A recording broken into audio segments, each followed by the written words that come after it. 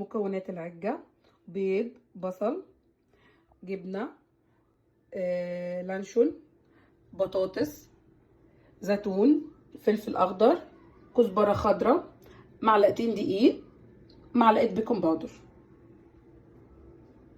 وهنضيف الفلفل على البصل ونقلب. وهنا البصل بعد ما عملناه مع الفلفل هنسيبه لما يبرد، والبطاطس كمان قليناها هنسيبها لما تبرد. هنحط الكزبرة الخضراء وكمان الزيتون، وضفنا عليهم البطاطس المقلية،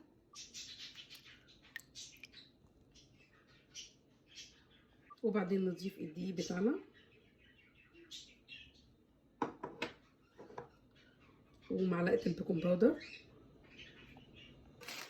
وبعدين نقلب كده، نقلب كويس بالمضرب بتاعنا او بالشوكة المتاح عندنا.